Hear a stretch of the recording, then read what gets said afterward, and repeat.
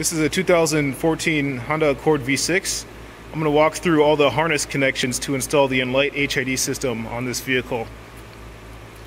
So starting with the power connector, if you lift this off, you're going to connect the power cable of the relay harness to the positive terminal of the battery. The power one is going to have a fuse on it. Even if this cable is not red, it might be black. As long as it's got the fuse on it, this is the one that connects to the positive terminal of the battery. In addition to that, you can mount the ballasts here using the supplied brackets on the headlight bracket. You can bend them by hand to fit that shape. Here you'll see the bulbs. The bulbs just plug in place to the factory ones. Now, on the relay harness, there's going to be two ground wires. One of them that's closest to this side of the car, you can ground directly to the battery here. Here, you can see that we have everything tucked away, and the relay pack mounts here. If we pull this out, you can see the rest of the cables that are in there. Some of them run to power the ballast. There's another connector here. This one plugs into the factory headlight socket. So you can use the supplied H11 connector on your harness to plug into the factory headlight socket. This turns the relay on.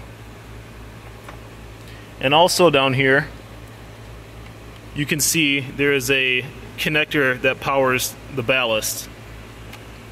Now, there's a wire, or a cable I should say, that runs across the vehicle here.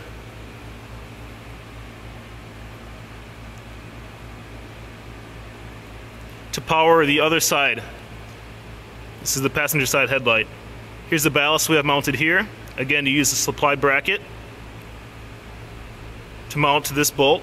We also take the ground that is on this side, and since this is a nice metal bolt grounded to the chassis, we use this as the other ground, the second ground. The same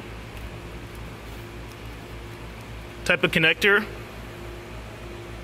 is here to power the ballast.